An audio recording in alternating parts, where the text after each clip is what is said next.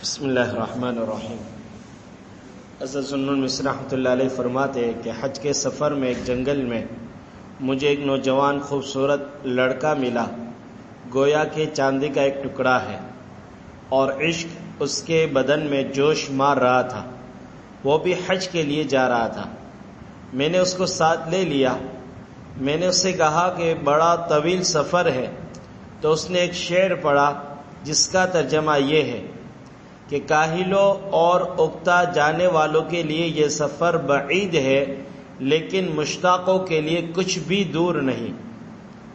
حضرت شیبلی رحمۃ اللہ علیہ جب عرفات پر پہنچے تو بالکل چپ چاپ رہے، کوئی لفظ بھی زبان سے نہ نکالا۔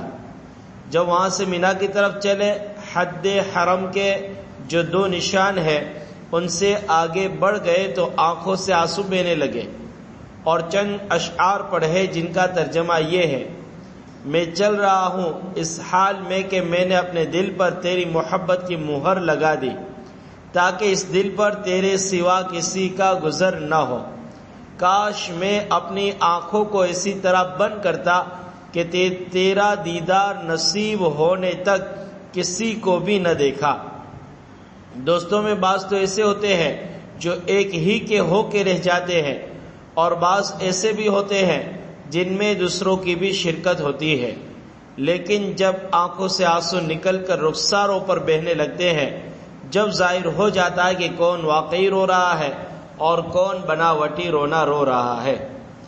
حضرت فضیل بن عیاض رحمۃ اللہ علیہ عرفات کے میدان میں غروب تک بالکل چپ رہے، اور جب آفتاب غروب ہو گیا تو فرمانے لگے: اے اللہ، اگرچہ تو نے معاف فرما دیا، لیکن میری بدحالی پر پھر بھی افسوس ہے۔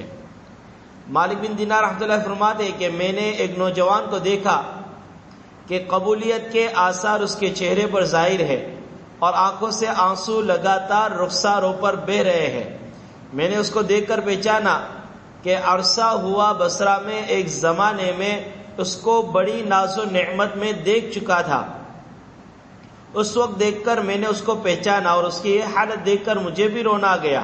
اس نے بھی مجھے دیکھ کر پہچان لیا اور مجھے سلام کیا، اور کہنے لگا: مالک، تمہیں اللہ پاک کی قسم، خاص وقت میں مجھے دعاؤں میں یاد رکھنا اور میرے لیے اللہ تعالیٰ سے مغفرت کی دعا مانگنا۔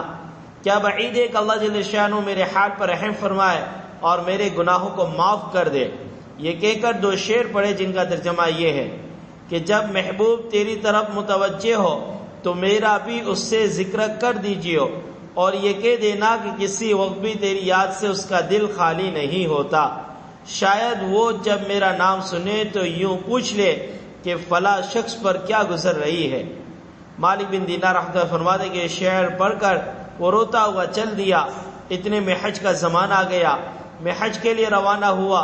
اتفاق سے مسجد حرام میں بیٹھا ہوا تھا کہ میں نے ایک شخص کے گرد مجمع اکٹھا دیکھا، اور وہ شخص بیتاب ہو کر رو رہا ہے، اور اس کی تڑپ اور بیتابی سے لوگوں کو طواف بھی مشکل ہو گیا۔ میں نے جو اٹھ کر اس کو دیکھا تو وہی نوجوان تھا۔ میں اس کو دیکھ کر خوش ہوا، اور میں نے اس سے کہا کہ اللہ کا شکر ہے کہ اس نے تیری تمنا پوری کر دی۔ تو اس نے چند شعر پڑھے جن کا ترجمہ یہ ہے کہ لوگ بلا خوف و خطر مینا کی طرف چلے۔ جب مینا وہ پہنچ گئے تو اپنی آرزوؤں کو پا لیا۔ لوگوں نے اللہ تعالیٰ سے آرزویں مانگی، اللہ نے ان کو ان کی تمنا عطا کر دی، اور ان کی خالص توبہ کی بدولت ان کو فحش اور بدکاری سے محفوظ رکھا۔ ان کے اوپر ساقی نے شراب کا دور چلایا، اور جب انہوں نے پوچھا کہ ساقی کون ہے تو کہا: انا اللہ فادعونی انا اللہ ربکم لی المجد والعلیا والملک والثناء۔ میں ہی ہوں تمہارا معبود، تم مجھے پکارو، میں تمہارا رب ہوں، میرے ہی لیے بزرگی ہے، میرے ہی لیے بڑائی ہے، میرا ہی ملک ہے، اور میرے ہی لیے ساری تعریفیں بھی ہے۔ مالک فرماتے ہیں کہ میں نے اس سے کہا کہ واللہ مجھے اپنا حال بتاؤ، کیا گزری؟ کہنے لگا: بڑی اچھی گزری، مجھے اپنے فضل سے یہاں بلایا، میں حاضر ہو گیا، اور جو میں نے مانگا وہ مجھے ملا۔ پھر اس نے چند شعر پڑھے جن کا ترجمہ یہ ہے کہ جب محبوب نے مجھے بلایا تو میں نے کہا: مبارک مبارک، کیا ہی بہتر ہے تیرا وصال، اور کتنی شیریں ہے تیری محبت اور کتنا مزیدار ہے تیرا عشق، تیرے حق کی قسم تو ہی مطلوب ہے، تو ہی مقصود ہے، تیری ہی آرزوئے ہے۔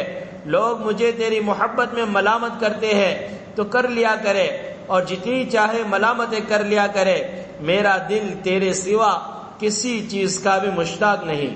لوگ اپنے اپنے معشوقوں کے شہروں کو فلاں فلاں کو یاد کرتے ہیں تو بھلے کیا کرے، مجھے تو جب کسی شہر کا تذکرہ آ جائے تو ہی یاد آ جاتا ہے۔ مالک رحمۃ اللہ فرماتے ہیں کہ یہ کہہ کر وہ طواف میں مشغول ہو گیا، پھر مجھے خبر نہ ہوئی کہ کہاں گیا۔ سبحان اللہ، سبحان اللہ، اشہد ان لا الہ الا انت، نستغفرک ونتوب الیک۔